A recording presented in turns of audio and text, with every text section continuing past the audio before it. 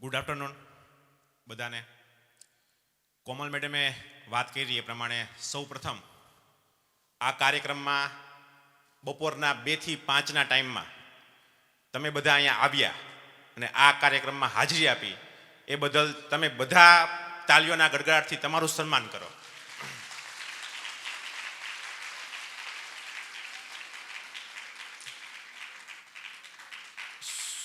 સુરેન્દ્રનગરમાં ઉપાસના હોસ્પિટલ જોરાવનગર, ઉપાસના હોસ્પિટલ સુરેન્દ્રનગર લાંબા ટાઈમથી અમે કાર્યરત છીએ અને 5 ઓક્ટોબર દશેરા પછીનો રવિવાર ઉપાસના હોસ્પિટલ એક નવું હોસ્પિટલ બનાવવા જઈ રહી છે. તો અમને ડૉક્ટરોને વિચાર આવ્યો, મોટાભાગે ડૉક્ટરો ઉદ્ઘાટન કરતા હોય, હોસ્પિટલનું નવું નિર્માણ, બિલ્ડિંગનું ઓપનિંગ રાખતા હોય, તેમાં આપણે સેરેમની રાખતા હોય, ફંક્શન્સ રાખતા હોય બધા. અમને થયું કે આટલા ટાઈમથી અમે આટલા બધા દર્દીઓ રોજ અમે સંપર્ક કરતા હોઈએ છીએ, તો દર્દીઓને પ્લસ જે આપણા સમાજના મહિલા આગેવાનો છે કે જે સ્કૂલમાં ભણતી બહેનો દીકરીઓ છે, એને અમે કંઈક એવું સારું આપીએ કે જે ખરેખર ખરા અર્થમાં એમના જીવનમાં ઉપયોગી બને. અને આ હેતુથી આપણે આ કાર્યક્રમની આજે દીપ પ્રાગટ્યથી શરૂઆત કરી. અમારો આ સૌથી પહેલો કાર્યક્રમ છે સ્વસ્થ નારી અને સ્વસ્થ સમાજ. અને આ કાર્યક્રમમાં કોઈ પણ મનોરંજનનો કાર્યક્રમ નથી. અહીંયા આપણે કોઈ જાદુગર દેખાડતા નથી કે કોઈ માહિતી બીજી આપતા નથી. છતાંય તમે બધાએ આવા સમય આવ્યા અને અહીંયા હાજરી આપી એ બદલ હું ખૂબ ખૂબ આપ સૌનો આભાર માનું છું. હું સમજું છું કે છેલ્લા 3 સેશનની બધી અલગ અલગ સ્લાઇડો તમે જોઈ છે અને એ જોઈ હશે તો એનાથી તમને જાણવા પણ મળ્યું હશે, પણ થોડા ઘણા તમને કંટાળો પણ આવતો હશે. એટલે તમારો કંટાળો દૂર કરવા માટે આપણે થોડોક આ સેશન જે છે એને સારો બનાવવાનો મેં મારી રીતે પ્રયત્ન કર્યો છે. અને એમાં જો ઓડિયન્સમાં અત્યારે કોઈ જવાબ અમુક આપી શકે એમ હોય, ધારો કે, તો સૌથી પહેલાં આપણે એક એવો સેશન રાખીએ કે જેમાં આ 3 તમે જે સ્લાઇડો જોઈ કે સર્વાઇકલ કેન્સર, બ્રેસ્ટ કેન્સર અને એડોલેસન્ટ લાઈફની તમે બધી જે માહિતી લીધી, આમાંથી કોઈ બોલી શકે એવું ખરું? સ્વેચ્છાએ હાથ ઊંચો કરીને કે મને આજના કાર્યક્રમમાં એક નવી માહિતી જાણવા મળી. જો આમાંથી કોઈ સ્વેચ્છાએ ઊભા થવા માંગતા હોય તો.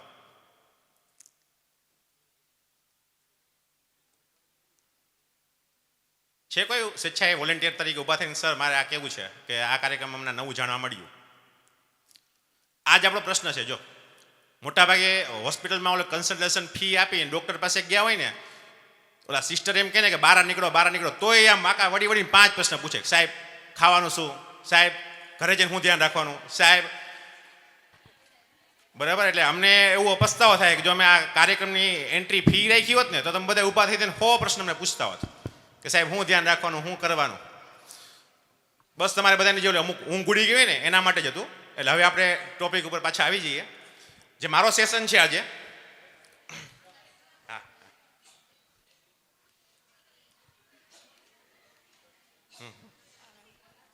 Excuse me, sir. Here.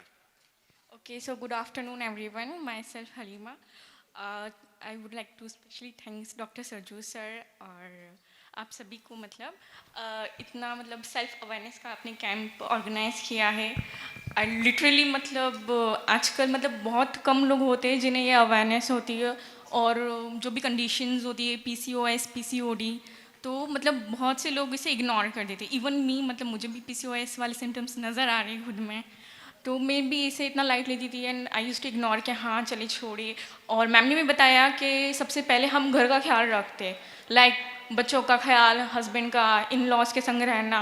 तो इन सब चीज़ों में हम कहीं ना कहीं हम खुद को भूल जाते हैं, खुद को टाइम देना. एंड रिसेंटली मतलब मैंने ऐसे 40 मिनट्स ऐसे वॉक करने का शुरू करा है, पिलाटेस शुरू करें. सो मतलब आई नो मतलब किसी को समझ में आ रहा है या नहीं आ रहा, बट सबको आ रहा है. आप कंटिन्यू करिए मैडम, सबको आ रहा है. नहीं मतलब मैं actually I belong from Rajasthan, तो मुझे गुजराती बोलना कंफर्टेबल नहीं होता. तो even my husband is a doctor, मतलब सर्जू सर जानते हैं उन्हें. वो MD पीडियाट्रिक है. मतलब रिसेंटली ही इज़ डूइंग मतलब इंदौर से. और मैं अपने इन लॉज के संग रहती हूँ. मेरे 2 बेबीज़ हैं. इवन एक 3 इयर्स की हो सरजू सर के पास ही डिलीवरी कराई थी. सो बहुत अच्छा एक्सपीरियंस रहा था. और हाँ, तो जिनमें थोड़ा श्योर हो रहे हैं. नहीं, थैंक यू. आपने हिम्मत की, इतनी सारी ऑडियंस में आप खड़े होके आपने अपना एक्सपीरियंस शेयर किया, इसके लिए थैंक यू वेरी मच.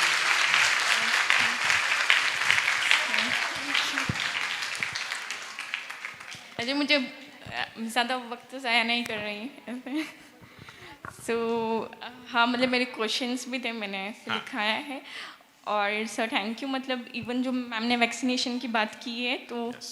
मेरा भी बर्थडे आ रहा है और I will sure get it thank you thank you બપોરનો કાર્યક્રમ હતો એટલે મને એવું થયું કે થોડાક બધાની ઊંઘ ઉડાડું અને એમાં બેને સૌ બહુ સારી સ્પીચ આપીને પોતાનો અનુભવ શેર કર્યો. હવે આપણે કેન્સર બધું સાંભળ્યું બહુ. આમાંથી એવા કેટલા જેને કેન્સર જોયું છે? આંગળી ઊંચી કરો. પોતાના નજીકના સ્વજન હોય, સગાવાલા હોય, રિલેટિવમાં જોયું હોય. ચિંતા આવી જાય ને, ચિંતા ખબર પડે કે કેન્સર આવ્યું તો ચિંતા આવી જાય ને.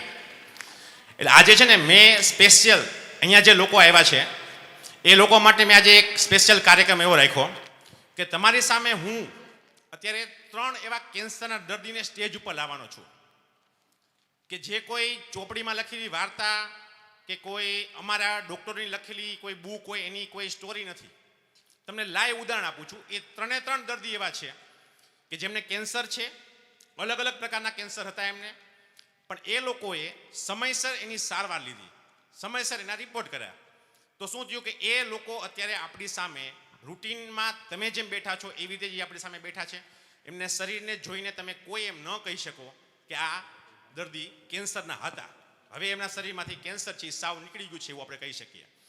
3 કેન્સર હું જે લેવા માગું છું અહીંયા, એમાં સૌથી આમ જુઓ તો અનકોમન કેન્સર છે. અનકોમન એટલે કે બહુ ઓછા લોકોમાં જોવા મળતું એવું કેન્સર, એને આપણે કહેવાય ફેલોપિયન ટ્યુબનું કેન્સર. સુરેન્દ્રનગરમાં મારા આટલા વર્ષોના અનુભવમાં માત્ર મેં એક જ દર્દી નળીનું કેન્સર વાળું જોયું હોય તો એમાં આ બેન છે. બીજું કેન્સર હું જે કહેવાનો છું એ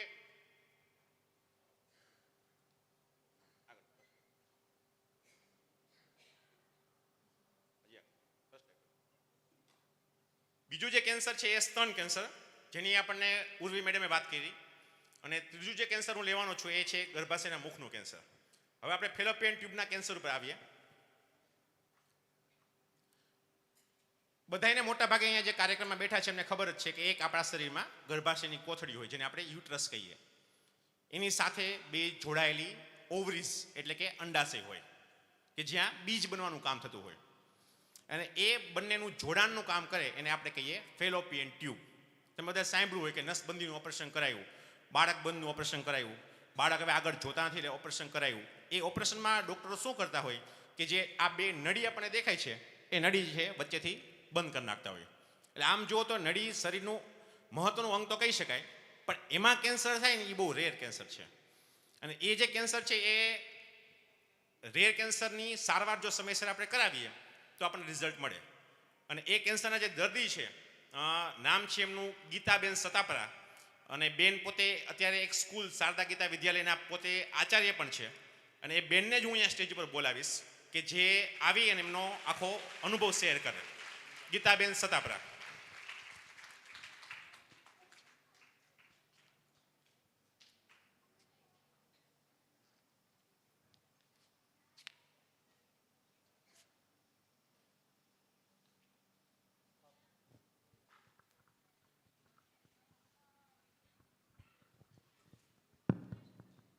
નમસ્કાર દરેકને. હવે સરે કેન્સરની વાત કરી છે અને મને અહીંયા બોલવા માટેનો મોકો મળ્યો છે એટલે હું પહેલાં તો મારી જાતને સદભાગ્ય માનું છું કે આટલા બધા ડૉક્ટરની વચ્ચે મને કીધું બોલવાનો મોકો મળ્યો એટલે એક મારી જાતને હું ભાગ્યશાળી માનું છું. બીજું કે કેન્સર, મને કેન્સર હતું ત્યારે મેં સાહેબને ઉપાસના હોસ્પિટલ જ નહોતી.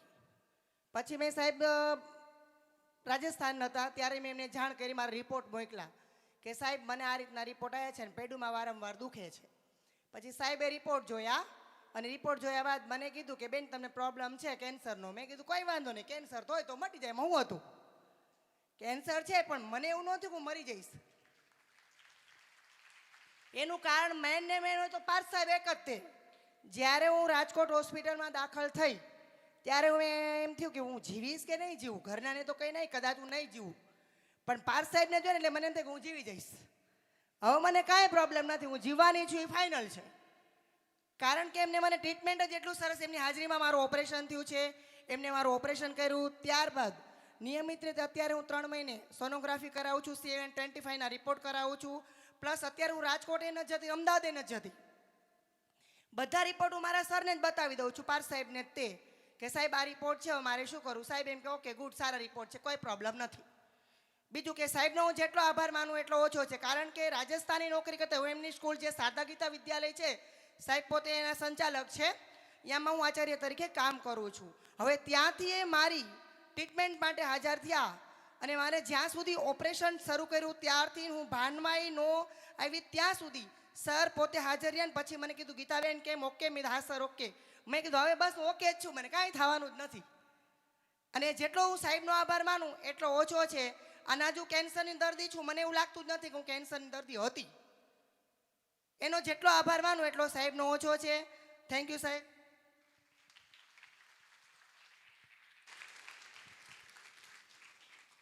ગીતાબેને જે વાત કરી ને, હવે હું ડૉક્ટરની ભાષામાં અમુક વાત કરું તો 100% બેનને એ સમયે તકલીફ પડી.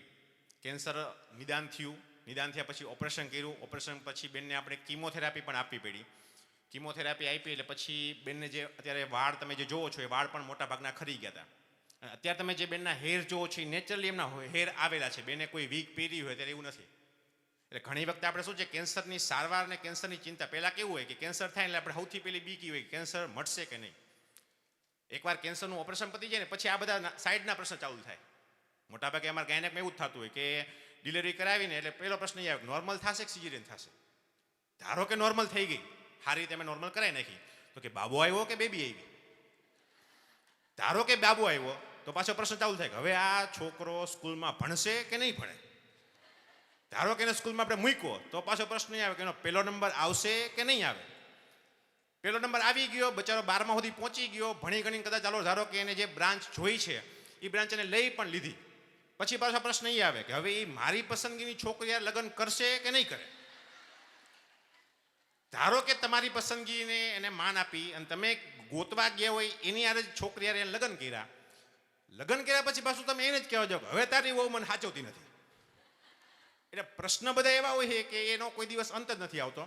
અને હંમેશા અમે ડૉક્ટરો અમારા દર્દીને એ જ સમજાવીએ છીએ કે પોઝિટિવ અભિગમ તમે રાખો.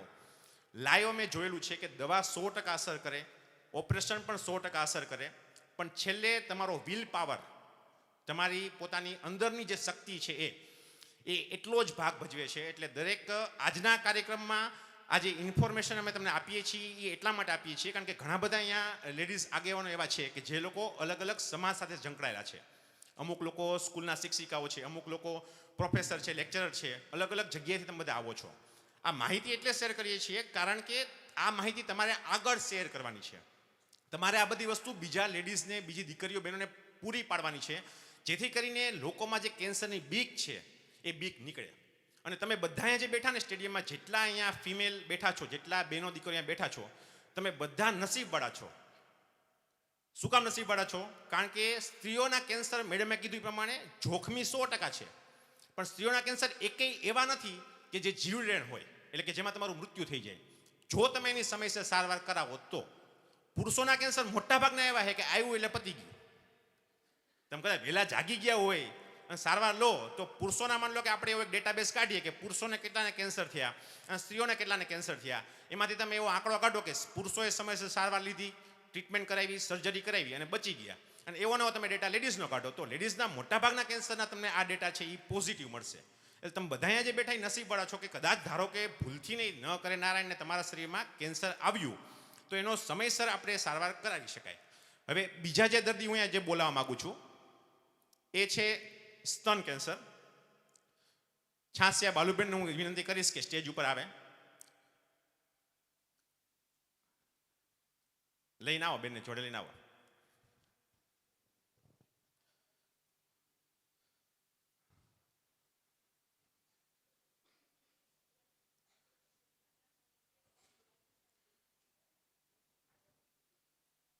પાસઠ વર્ષના માજી મારી સાથે સંકળાયેલા છે અને એમને માત્ર મેં રિક્વેસ્ટ કરીને એમને કીધું તમે એકવાર લોકોની સામે આવો અને લોકો તમને એકવાર જોવે તો લોકોને એક આત્મવિશ્વાસ વધે કે કેન્સરથી એમને કંઈ થવાનું નથી.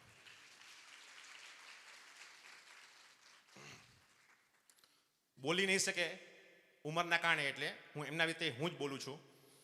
બેનને રૂટીન તપાસ માટે એમના જે પુત્રવધુ છે એ મારી હોસ્પિટલમાં આવ્યા અને આવીને મને કીધું કે એકવાર સાહેબ જુઓ ને કે મારા સાસુને આમ કંઈક ગાંઠ ને એવું મને લાગે છે. અમે તપાસ કરાવી. તપાસમાં અમને જાણવા મળ્યું એક્ઝામિનેશનના આધારે કે આમાં કેન્સર છે. સમયસર અમે કેન્સરના ડૉક્ટરનો ઓપિનિયન લીધો, જરૂરી બધા રિપોર્ટ્સ કરાવ્યા. રિપોર્ટ્સના આધારે અમે તાત્કાલિક કેન્સરનું ઓપરેશન પણ કરાવી નાખ્યું. અને હવે જે કેન્સરના જે ડૉક્ટરો હોય છે, જે છાતીના કેન્સરના ઓપરેશન કરતા હોય છે, એ લોકો જોડે જોડે કોસ્મેટિક સર્જરી પણ કરતા હોય છે. એટલે કેન્સરની સાથે એ પણ એ લોકો ધ્યાન રાખતા હોય છે કે છાતીનો તમારો ભાગ છે એ સાવ કપાઈ ન જાય. માની લો કે કેન્સર આવ્યું તો કેન્સરની ગાંઠ આપણે કાઢીએ તો સ્વાભાવિકપણે આપણે છાતીમાંથી અમુક ભાગ ઓછો કરશું. એટલે જે છાતીની સાઇઝ છે એમાં નાના મોટા ફેરફાર આવે એનાથી પણ અત્યારે ઘણી જનરેશનના ઘણા લેડીઝને પ્રશ્ન રહેતા હોય છે. એટલે હવેના જે બધા અલગ અલગ સર્જરીઝ હોય છે એમાં સર્જરીમાં એ પણ ધ્યાન રાખવામાં આવે છે કે છાતીમાં જે જરૂરી વસ્તુ છે એને રાખવામાં આવે અને જે ખાલી કેન્સરનો ભાગ છે એ જ કાઢે. અને કોસ્મેટિક પર્પઝથી પણ ઓપરેશન આપણે કરતા હોય છે. કીમોથેરાપી એમની ચાલુ છે અને કીમોથેરાપીના આધારે અત્યારે એમને સાવ કેન્સર ફ્રી થઈ ગયા એવું આપણે કહી શકાય. તાલીઓના ગડગડાટથી આ માજીનું આપણે આ સન્માન કરશું. Thank you very much.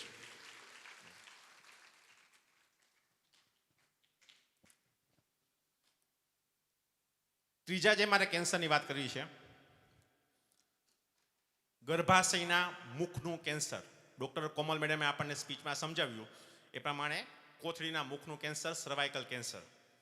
અને આના દર્દી પણ આપણી વચ્ચે આજે ઉપસ્થિત છે. પ્રકાશબા રાણાને હું વિનંતી કરીશ કે સ્ટેજ ઉપર આવે.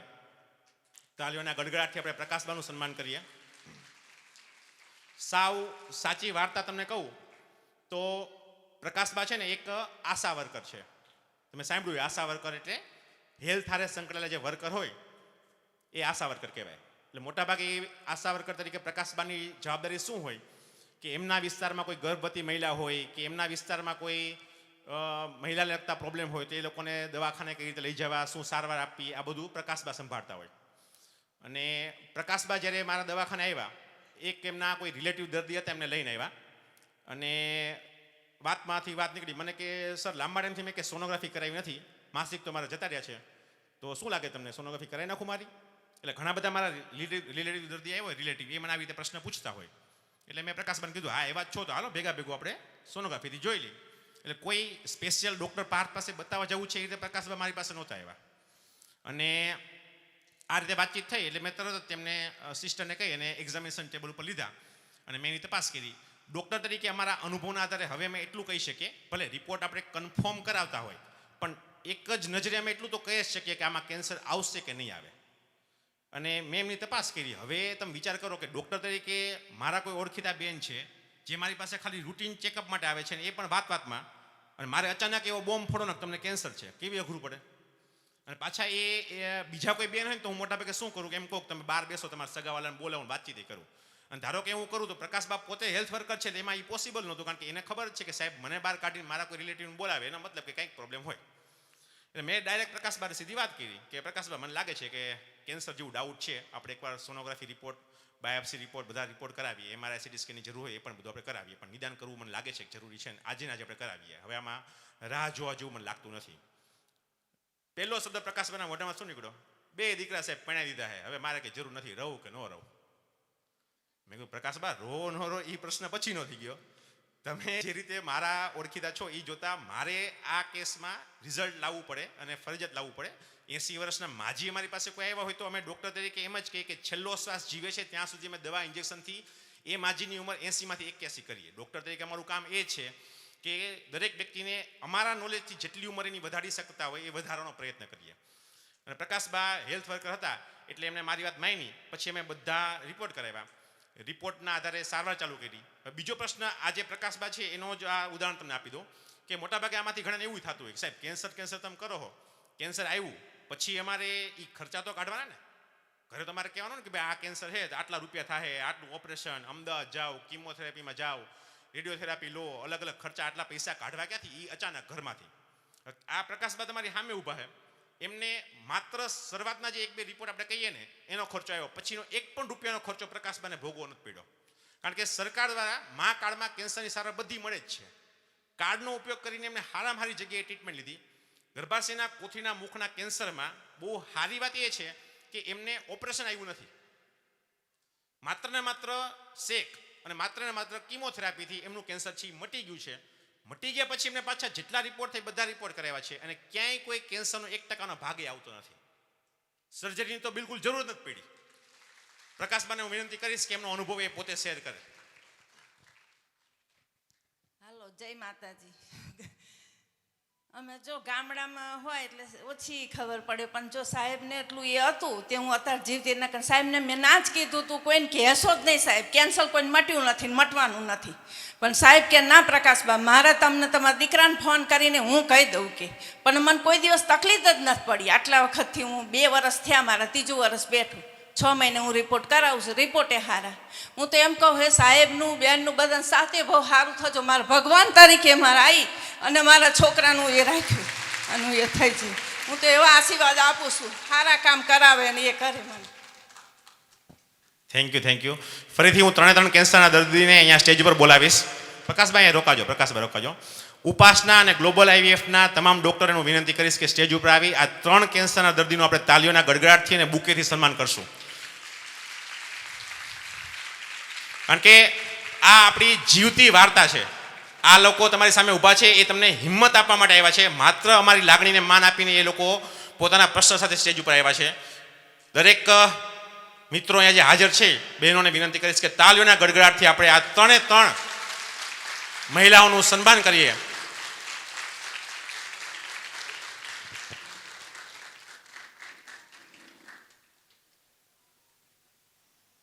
સન્માન થઈ રહ્યું છે તો બધા તાલીઓના ગડગડાટ સાથે તેમને વધાવજો.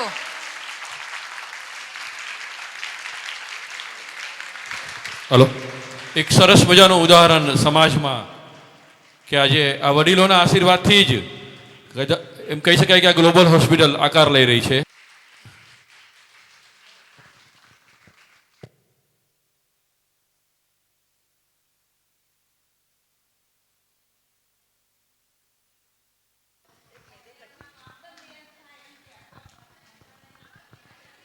હું તો કહું ને, સાહેબનો જેટલો આભાર માનું ને એટલો ઓછો છે. હવે એક શબ્દ કેવો ભૂલી ગઈ હતી. સાહેબ મારી સારવાર કરવા તો આવ્યા હતા, પણ મારું બિલ ભરીને વહી ગયા હતા. એ મને ખબર નહોતી. જ્યારે મારા ઘરના મેમ્બર પૂછવા કે બિલ કેટલું, તો કે ભરાઈ ગયું. એટલે જે મારું અત્યારે આયુષ્ય છે, મારી જિંદગી છે, એમના થકી જ છે. એમના માટે મારે જે કરવું પડે એ બધું કરવા માટે તૈયાર થઈ જઈશ. સાહેબ માટે મારી જિંદગી છે અને જીવીશ ત્યાં સુધી એમને આભારી રહીશ. બસ એ જ. થેન્ક યુ સાહેબ.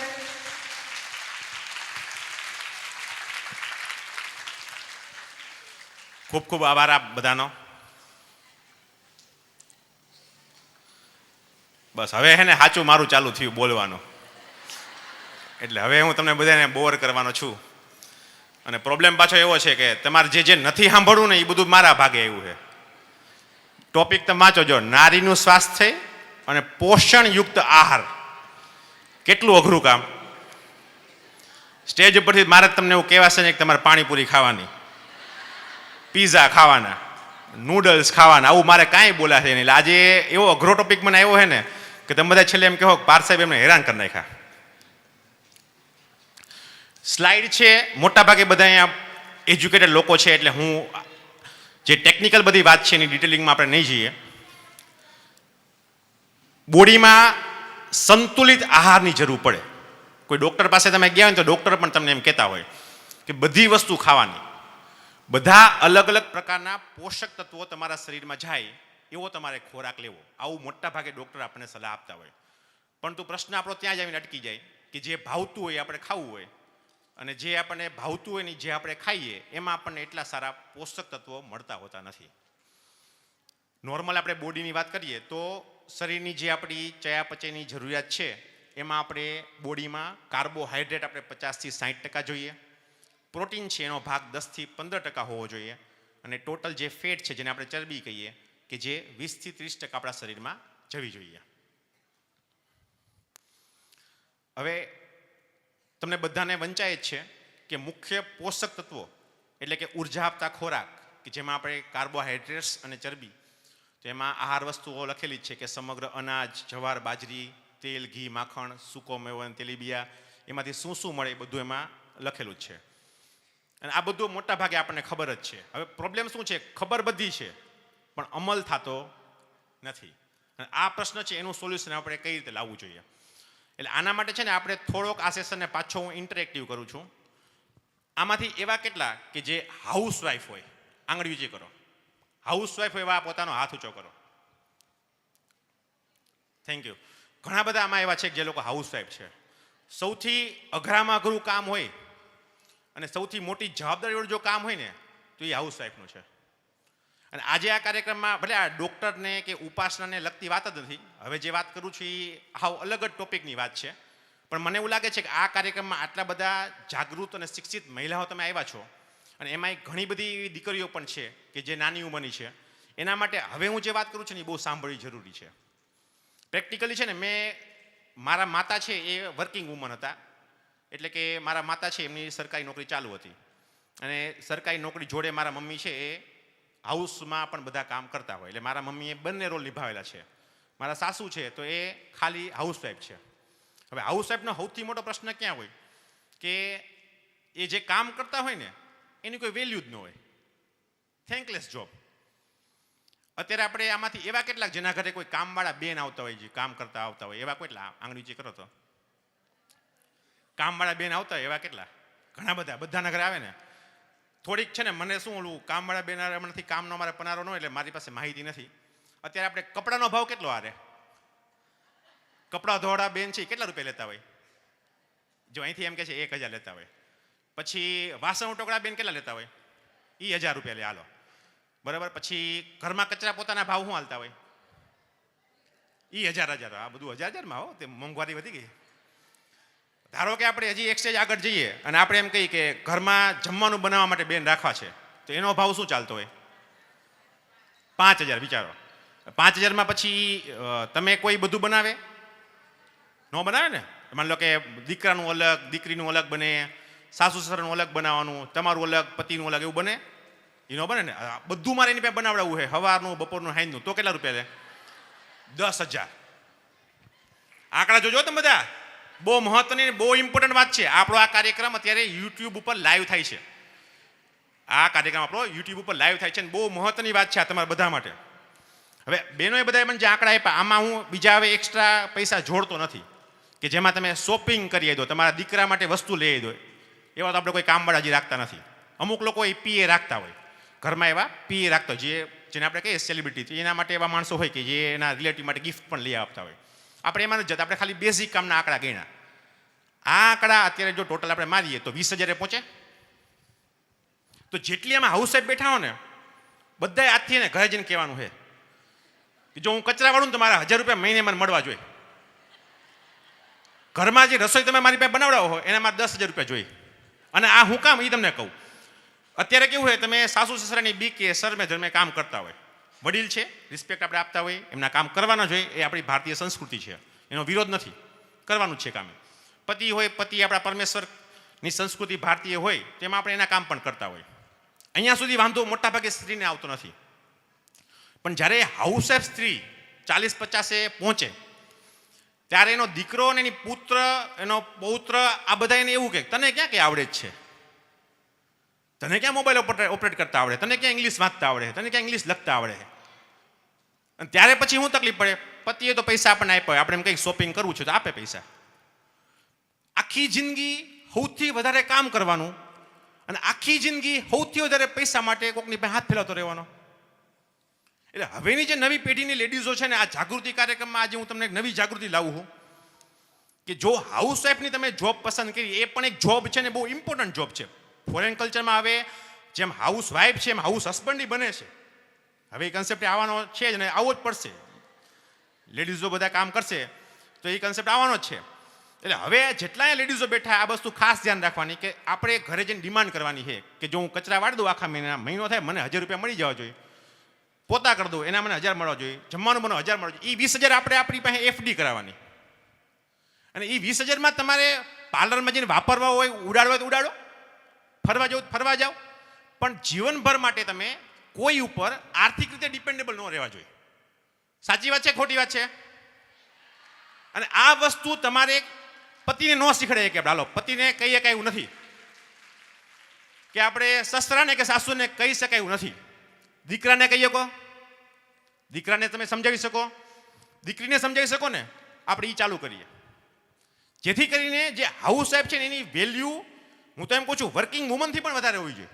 કારણ કે વર્કિંગ વુમન છે એને તો ખાલી ઓફિસનું કે જે પ્રિમાઇસીસમાં કામ કરે એનું જ કામ છે. આને તો એ જો વર્કિંગ વુમન હોય તો તેને ત્યાં કામ કરતાં કરતાં યાદ રાખવાનું કે મારે 5 વાગે જઈને આ ઓલું પલાળવાનું આજ રહી ગયું હતું પલાળવું પડશે, મારે આ બનાવવાનું રહી ગયું હતું બનાવવું પડશે, કેટલા ચિંતાવાળા પ્રશ્ન હોય. એટલે હાઉસ વાઇફની જે મોસ્ટ ક્રિટિકલ જોબ છે, સૌ પ્રથમ તો હાઉસ વાઇફ જેટલા બેઠા ને એનું આપણે તાલીઓના ગડગાડથી સન્માન કરીએ. હવે આ વાત મેં શું કામ લીધી? કારણ કે હાઉસ વાઇફ છે ને એને જે કામ કર્યું હોય મોટાભાગના આપણા સમાજમાં હાઉસ વાઇફ જ છે. હવે પ્રશ્ન ક્યાં આવે કે જમવાનું બનાવ્યું હોય, પહેલાં સાસુ સસરાને જમાડી દીધા, એ જમીને આરામ કરવા માટે બપોરે 12-1 વાગે જતા રહ્યા, પછી પતિ એવો ઓફિસેથી એને જમાડ્યા, વચમાં માન લો બાળક સ્કૂલથી આવ્યું એને જમાડી દીધું, પછી છેલ્લે બધું ગણવાનું કેટલું શાક વધ્યું, કઠોળ કેટલું વધ્યું, રોટલી કેટલી વધી, અને જે વધ્યું હે ને એ તમારો ખોરાક. સાચી વાત કે ખોટી વાત? અને એ ખોરાક તમારો છે એટલે તમારા શરીરમાં પૂરતા પોષક તત્વો જતા નથી. કોમલ મેડમે કીધું એમ કે જો તમે તમારા ઘરની પરિવારની ચિંતા કરો છો તો સૌથી પહેલાં તમારે તમારું આરોગ્ય સારું રાખવાનું છે. તમે હેલ્ધી હશો, તમે શક્તિશાળી હશો તો તમારું આખો પરિવાર શક્તિશાળી બનવાનો છે. અને એના માટે આપણે શું કરવાનું છે કે જે જરૂરી વસ્તુ શરીરમાં આપણે જાવી જોઈએ એ નિયમિત લેવાની છે. જે વસ્તુ બિનજરૂરી છે એને આપણે શરીરમાંથી દૂર કરવાની છે. કોમન લેંગ્વેજમાં તમને સમજાવું તો ઘરમાં કેટલી બધી વસ્તુ જે આપણે પડીકામાં લાવતા હોય બહારથી, પેકેજ ફૂડ તમે જેટલા બહારથી લાવો ને એ બધાય પેકેજ ફૂડ લાંબો ટાઈમ સુધી ઘરમાં સચવાઈ રહે કે ફ્રીજમાં સચવાઈ રહે એના માટે અમુક પ્રકારના પ્રિઝર્વેટિવ અમે એડ કરતા હોય. અને મોટાભાગના જે પ્રિઝર્વેટિવ છે ને એ સ્ત્રીઓ માટે જોખમી છે. અને એના કારણે શું થાય છે કે તમારા શરીરમાં પીસીઓડી આવે, તમારા શરીરમાં અલગ અલગ પ્રકારના પ્રોબ્લેમ્સ આવે.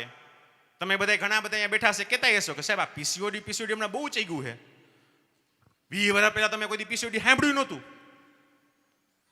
પણ એ ભારત દેશનો પ્રશ્ન છે. કારણ કે ભારત દેશમાં તમારે દવાખાનું બનાવવું હોય ને તો 25 લાયસન્સ જોઈએ નાના મોટા. પણ ભારત દેશમાં તમારે કોઈ રેકડી કાઢવી હોય ને પાઉંભાજીની લાયસન્સ જોઈએ જ નહીં.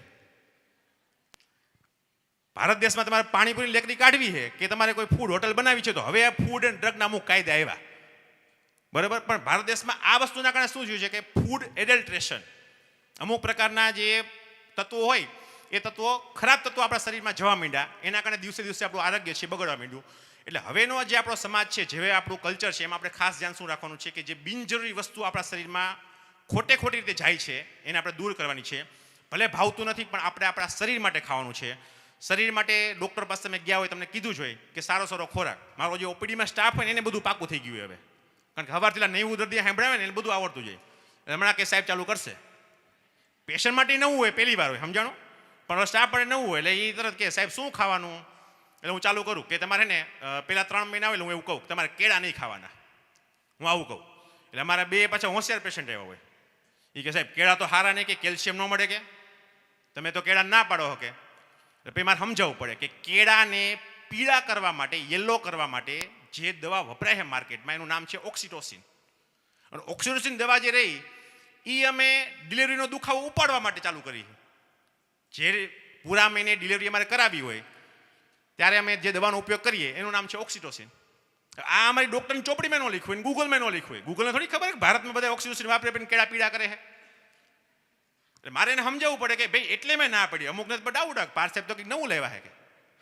એટલે પછી મારે આ બધું સમજાવવું પડે કે ભાઈ આ વસ્તુ તમારે શરૂઆતમાં તબક્કામાં ન લેવાની હોય. 4થો મહિનો આવશે, નાયડો બની જાય, પ્લાસેન્ટા એટલે કે મેલી બની જાય, પછી હું સામેથી કહીશ કે હવે તમે કેળું ખાઓ, બાળક મજબૂત થઈ ગયું છે, હવે આપણને કોઈ જોખમ નથી. એટલે સમય પ્રમાણે અમુક વસ્તુ આપણે બદલવી પડે. તમારા દરેક તબક્કા આપણે લાઈફના કહીએ અલગ અલગ પ્રકારના.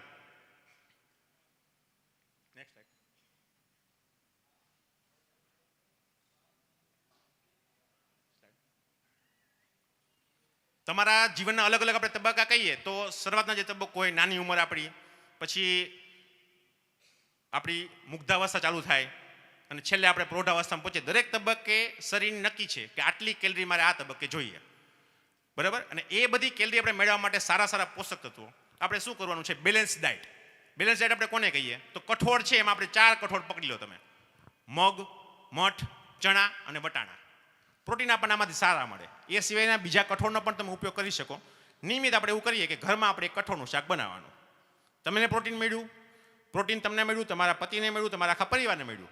અને વેજીટેરિયન જે આપણી ડાયટ છે, વેજીટેરિયન જે આપણો ફૂડ સોર્સ છે બધા, એમાં પ્રોટીન માટે આપણી પાસે કઠોળ સિવાય બહુ ઓછા ઓપ્શન છે બીજા. એની જોડે આપણે શું કરીએ છીએ, એકાદું શાકભાજી આપણે બનાવીએ. શક્ય હોય ત્યાં સુધી અઠવાડિયામાં તમે એવું આખું મેનુ બનાવો કે જેમાં લીલોતરી હોય. મોટાભાગે એ આપણો એક પ્રશ્ન હોય, આપણી પાસે મેનુ કાર્ડ તો હોય જ નહીં. હોટલમાં ગયા ને તેમાં 100 વસ્તુ વાંચી, આ મંગાવું, આ ગયા વખતે મંગાવ્યું તો સારું હતું. પણ આપણે ઘરે હોમ બનાવવાનું એ મોટો પ્રશ્ન હોય. એનું આપણી પાસે કોઈ મેનુ કાર્ડ જ ન હોય કે આપણે શું બનાવશું. આઈડિયલી તો શું હોવું જોઈએ, ફોરેન કન્ટ્રીમાં અમુક મહિલાઓ એવી છે કે જેમના ઘરમાં જે મીઠું નાખતા હોય ને એ જોખીન માપે, ત્રાજવું હોય, એક ત્રાજવું રસોડામાં પડ્યું હોય, એમાં મરચું મીઠું બધું જોખાય. આપણે સોનું લેવા ગયા તો કેમ નાનું વજન કાંટો હોય, એ વજન કાંટો હોય, એમાં બધું જોખીને પછી અંદર એ લોકો જમવાનું જે બનાવતા એમાં નાખતા હોય. પણ આપણને એ સોનું લેવા ગયા ને ત્યારે વજન કાંટો દેખાય. પણ ઘરમાં હું તો સલાહ આપું, સાહેબ પાર સાહેબ એવું તો કહેતા હતા કે તમારે મીઠું છે, ખાંડ છે, બધું જોખી નાખવાનું. પણ જો ચાલુ કરશો ને તો આખો પરિવાર તમારો છે ને આરોગ્ય એનું સારું જે છે એ રહેવાનું જ છે. કારણ કે આ બધી વસ્તુ બહુ જરૂરી છે, બરાબર. કારણ કે મોટા ભાગે જે આપણે ખરાબ વસ્તુ કહીએ ને એમાં અત્યારના ફૂડ છે, એમાં ખાંડ, મીઠું, વધારે પડતું તેલ, ઓઇલી ફૂડ, મેંદાના લોટની વસ્તુ, જાડા લોટની વસ્તુ અમુક પ્રકારની આપણે નડતી હોય. તામસિક ખોરાક જેને આપણે કહીએ એ પણ આપણા શરીરમાં ઘણી વખતે નડતો હોય. એટલે આ બધી વસ્તુ બને એટલી દૂર કરો. મોટા ભાગે બહારનું, હોટલનું, પ્રસંગનું ખાવાનું આપણે રાખવાનું, પણ ક્યારેક જ. એવું નહીં કે રોજ તમે બહારનું ખાવા જાઓ. હેબિટ છે એને સારી પાડો. પાણીપુરી લારીએ પાણીપુરી ખાવા જવું તમને ગમતું હોય, પણ એનો એક નિયમ બનાવો કે મહિને એકવાર જાશું. અને ધારો કે તમે એકવાર પાણીપુરી ખાવા ગયા તો પછી એની ભેગા તમારે બીજા 2 સારા ફ્રૂટ પણ ખાવા પડે. તમે ખાલી રોજ પાણીપુરી ખાઓ તો તમારું શરીર બગડવાનું જ છે. ડેલી જે તમારી રિક્વાયરમેન્ટ બોડીની, એમાં તમને કેલ્શિયમ પણ પૂરતું મળવું જોઈએ, તમારા લોહીના ટકા એટલે કે હિમોગ્લોબિન પણ તમારું સારું રહેવું જોઈએ. મોટાભાગે 40 પછીની જે તમારી ઉંમર હોય એમાં લેડીઝના પ્રશ્ન એવા હોય કે અમને કમર દુખે છે, સાંધાના દુખાવા થઈ ગયા.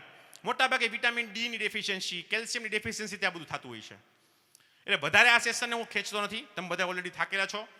આનંદ થયો મને. ફરીથી એકવાર કહું છું કે આ કાર્યક્રમમાં આપ લોકોએ હાજરી આપી એ બદલ હું આપ સૌનો ખરેખર ખૂબ આભાર માનું છું. આજના અમારા સેશનમાંથી જે આપણે મહત્વની વસ્તુ લઈ જવાની છે કે ઉપાસના હોસ્પિટલ સુરેન્દ્રનગર જે આપણો નવો પ્રારંભ 5 ઓક્ટોબરે થાય છે, એમાં મેડમોએ વાત કરી પ્રમાણે બધી સારી અદ્યતન ટેકનોલોજીવાળી મશીનરી આપણી પાસે અવેલેબલ છે. ગમે ત્યારે તમે અમારો સંપર્ક સલાહ માટે કરો છો. ઘણા મારા પેશન્ટ એવા છે કે જે મને પર્સનલ નંબરમાં ફોન કરતા હોય, વોટ્સઅપમાં મેસેજ કરતા હોય તો હું જવાબ બધાને આપતો હોઉં છું. અને અમે ક્યારેય એવું નથી કહેતા. ઘણા પેશન્ટ વિવેક પણ કરે કે સાહેબ તમને ફોન કર્યો તો ઓનલાઈન કન્સલ્ટેશન કે આપવાનું. અમે કે ના એવું આપણે લેતા નથી. એમ હજી એવું ચાલુ નથી કર્યું. આગળ જતાં ભવિષ્યમાં કરી તો પછી અલગ વાત છે. પણ અત્યારે અમે હજી ક્યાંય ઓનલાઈન કન્સલ્ટેશન એવું લેતા નથી. અને સલાહ માટે, માહિતી માટે કોઈ દિવસ અમે કોઈ દર્દીના કેસ પણ કઢાવતા નથી. અને હું અહીંયા ઘણા બધા એવા આગેવાનો હાજર છે અલગ અલગ સમાજના, એને હું રિક્વેસ્ટ કરીશ કે તમે આવા માહિતીવાળા કાર્યક્રમ તમારા સમાજની બહેનો માટે, તમારા સમાજની દીકરીઓ માટે આયોજન કરો કે જ્યાં અમે 4 in house doctor Sarju Sanghvi સાહેબ, doctor Urvi madam, doctor Komal Sardara, હું પોતે 4 અમે સુરેન્દ્રનગરમાં 24 કલાક માટે ઉપાસનામાં સગવડતા તમને આપવા માટે બેઠા છીએ. રાજકોટની મારી જે ટીમ અમારી જોડે જેનું ટાઈપ છે ડૉક્ટર દર્શન સુરેજા સાહેબ અને ડૉક્ટર ફાલ્ગુની મેડમ, એ પણ હવે છે. એટલે તમે વિચાર કરો કે એક એવું સુરેન્દ્રનગરનું હોસ્પિટલ કે જે 6 માળનું છે અને જ્યાં 6 ડૉક્ટર તમને ગાયનેકની જ ખાલી ફેસિલિટી આપવાના છે.